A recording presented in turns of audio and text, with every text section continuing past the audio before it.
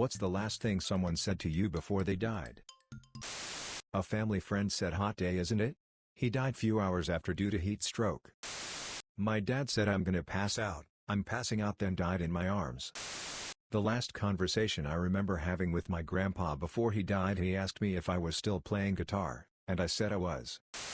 I want to live. I don't want to be fed and watered and turned to the sun like some kind of plant. Since this blew up, he did die. He was going in for brain surgery and the outcome was questionable. Him saying that made it a lot more possible for me to consent to withdrawing life support when it became necessary. I'm fine, don't worry about me. My grandfather had been diagnosed with stage 4 cancer and refused all treatment. In his words, "I'm 86 years old, what the hell is the point?" The last time I saw him he looked bad and was clearly in a lot of pain, but he kept insisting that he didn't want anyone making a big fuss over him. He died 3 days later. A man who helped raise me died about 2 days after I saw him last. Our final interaction was him telling the most embarrassing story about me to my new girlfriend. "Thanks, Steve. See you tomorrow." My father on the phone. I found him dead in his house the next day. Fell, cracked his head open. My grandpa, on the phone.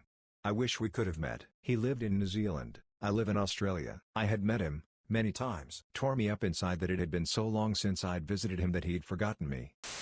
"I'm sorry we didn't talk as much as you wanted." My grandpa's last words. Tucked in my GF, kissed her goodnight, told her I loved her. AMD would see her in the morning. She kissed me back, said "Love you babe," and she passed that night. I found her in the AM when I went to kiss her goodbye before I left for work. 99-year-old grandfather after recurring many heart attacks over a couple of weeks. "Tell, wife, I said hello, I will see you later," with his slight grin and a wink. He knew, I knew, we all knew. Great guy, and always had a great attitude under any circumstance he faced. The one that always will stick with me was when I was working on the ambulance. Got called to a home during a blizzard for a 35-year-old male seizing and foaming at the mouth. Me and my partner and a trainee I had with me go and respond, and while en route get an update that patient was now conscious and admitted to ingesting poison intentionally. Poison control and medical control call us to advise he admitted to using strychnine, a potent nerve toxin used in the old days for rodent control on farms or industrial sites primarily. We get up to the house and I start talking to him, get N4 established, give him activated charcoal per med control. And he is completely honest with me. He tells me he took it cause he had been fighting depression and anxiety for years and work finally put him over the edge. While his girlfriend was in the shower he mixed it into his drink and chugged it and took some sleeping aids hoping he would pass in his sleep and be less traumatic for his girlfriend. He went to bed like nothing was wrong and his girlfriend came out to find him seizing on the bedroom floor. He grabbed me by the shirt and he said, "I'm so sorry. I'm sorry I did this to you." He seized again while holding my shirt and began to vomit and aspirate. He went pulseless shortly after and me and the trainee did CPR for 16 minutes, unable to travel in the storm. That is one of many calls that will stay with me forever. "Bye, beautiful, drive safe." I said always. He took his own life the next day. We'd been together for 22 years. About 6 months ago I was with my mom on the phone to my grandma who was dying from COVID pneumonia. Mom said to her, "I love you." She replied, "I love you too." Her words were barely audible over the phone with her breath so labored. Grandma, who I was very close to, didn't know I was also on that call to her. I couldn't bring myself to tell her I also loved her because I knew I would have broken down and burst into tears as soon as I opened my mouth to speak. I wanted to tell her so much. I was desperate too, but just couldn't. She died an hour or so later. "I love you too" were the last words I heard her say, but I still feel a horrible sadness and regret that I didn't tell her I loved her while I had an opportunity in her final moments. She was such a lovely part of my life and I'll never stop missing her. "Oh, it's fine, just a bump to the head. I'll take a painkiller and have a nap. Love you apostrophe. My mom died of a brain hemorrhage 5 hours later. "I won't leave you, I never will, I love you." The day before my grandfather slipped into his last sleep my car broke down. He heard about it and gave me a lot of money when I visited him. The last thing he said to me, "I wanted to see you smile for one last time." My mother was at the end stage of leukemia. I called her to see how she was doing. She was pumped full of morphine and close to the end. She told me she loved me and we hung up the phone. My dad called not too long after and said she was near the end and I needed to get on a flight immediately. I caught the next flight out to see her before she passed away. My uncle picked me up from the airport and informed me she had died while I was on the plane. My mom fell into a coma about a week before she died from lung cancer. Don't smoke. But the last time I saw her conscious, she called me by my childhood nickname and said she loved me and was proud of me. In terms of a parent's last words, It was the best thing she could have said. I still tear up when I think of it. 10 years later, the last thing my dad said to me was, "My sister is taking me to the hospital. I'm not feeling well. Tell your daughter I said I love her too and I will see you guys soon." He went into surgery and never woke up. Died 4 days later. Come here, my granddad wanting to tell me something before I went to work. I said I'll see you when I finished. He died while I was at work. Kills me inside knowing he wanted to tell me something before he died. My father was mostly nonverbal and not lucid while declining from cancer. I was sitting bedside when he suddenly woke up and started getting out of bed.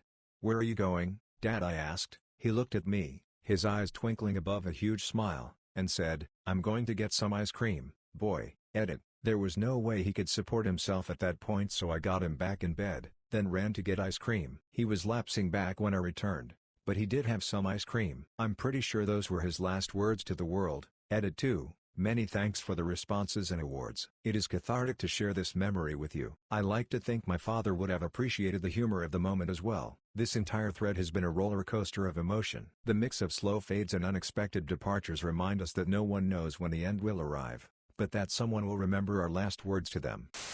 My grandma told me she loved me and how I saved her life by buying her that cordless phone, 90s, because she was just laying on the bathroom floor, but she carried it with her like I told her and was able to call for help. She had crocheted a bag for it. She was in the end stages of cancer and I was driving up 4 hours every weekend to stay with her. I bought the phone a few weekends before and told her to take it with her. She'd never had a cordless phone, so it was a big deal for her. She religiously kept it charged and on her when she got up. She told me she'd see me that weekend. She died that night. Don't stop riding. My dad, brother and I were heavily into mountain biking. My dad found a group through his work that rode their bicycles in a group on the weekend. I was a teenager at the time, but I became friends with an older lady named Joyce. On a road ride one morning, all the slower people, me, my dad, Joyce and a few others, were drafting off each other. When it was my turn, I accidentally clipped Joyce's handlebar and she went down hard. Now it was a nasty fall, but it wasn't bad enough to cause anything serious. Her protective gear should have saved her, but she was down. She was in a lot of pain and couldn't move without crying. We ended up having to call an ambulance. 14-year-old me was distraught that I hurt her so bad. A week or two later we get a call. Joyce had advanced stage cancer and the unexplained extreme pain from the fall was related to it, and that was how the doctors discovered it. I'll cut this short. The meds didn't work, and she was told she had less than 6 months. When it was our turn to visit her, she let me know that she doesn't blame me for what happened, and that I shouldn't let this stop me from riding. Don't stop riding. My uncle was hit in the head with brass knuckles and his last words to me were, "I wasn't hit. It was just a door." 12-year-old me said, "That wasn't a door. You were hit." And he said, "Then why'd you ask?" We were both laughing about it and he said he was okay. He wasn't. That and my aunt I was making something for when I was 11. I kept telling her to stay for 5 more minutes while I finished. She said, "I'll be back early tomorrow." She passed away that night. My aunt's last words that I heard from her were, "You've grown so much." As I was a little kid, about 5, and she hadn't seen me for a while. The sheer innocence and love in that phrase is what I associate with my aunt now, and she was amazing.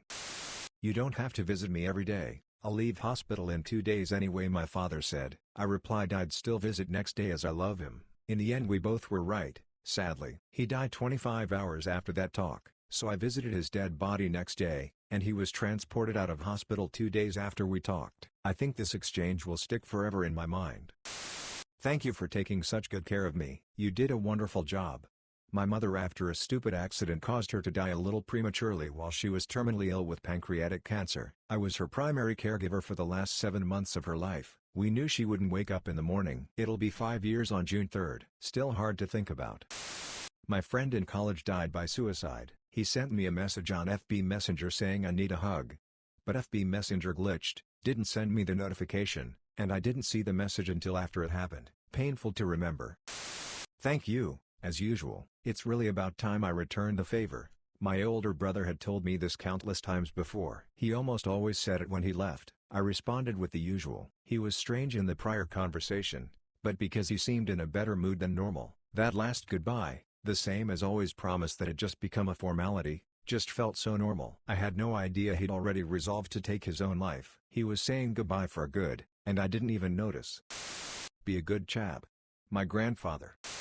Hey man, Happy New Year. We still don't know what it is for sure. Probably leukemia or lymphoma. I will probably be here for another month or so, but can't say for sure. Take care of your health. This is the most pain and the most fucked up I've ever been in my life. Be well, good friend. I look forward to smoking a joint with you and telling the tale of how I conquered cancer."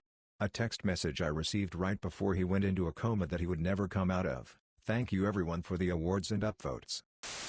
You can have my soup if you want it. I can't eat anymore. I love you. My granddad told me, in jest, that I need to graduate much sooner so that I can become his personal doctor. He died a few months after that. I'm about a year from finishing medical school, and every time we have elderly male patients, I keep seeing him in them. This one's for you, Tatong. I'm alright, can you put your mother on the phone? My grandfather was at the doctor's to check on a chest infection, and they had just told him he needed to go into hospital. He was asking my mom if she could pick his car up for him. I remember passing the phone to her thinking that he sounded a bit more congested than usual but shrugged it off. He passed away in the hospital a week later. He gave specific instructions me and my sisters weren't to visit him. He knew his time was up and didn't want us to see him the way he was. Oh fuck, not again. Seriously, a patient during med school said this. I'll never forget, it was probably them just pissed they were having a third heart attack, but I always wondered if they were some immortal being that had died before and managed to come back somehow. My mom died unexpectedly from a heart attack the day before Thanksgiving. I was still in college out of town and talked to her the day before on the phone. She wanted to go out Black Friday shopping with me at midnight, mostly to just watch the chaos, and we were going to go to the 24-hour Sonic and get hot dogs at like 3 a.m. Lol. She always liked having fun and doing dumb things with me. I don't remember the whole conversation because we talked on the phone almost every day, but it's nice to think our last conversation was about making silly plans together. Smile. I received a message from my dad that said love you and I responded I love you too. 24 hours from the time he sent that message, I was notified that he had been in a motorcycle accident. He was sedated and brain dead by the time I got to the hospital. Thanks for listening. Subscribe for more daily videos.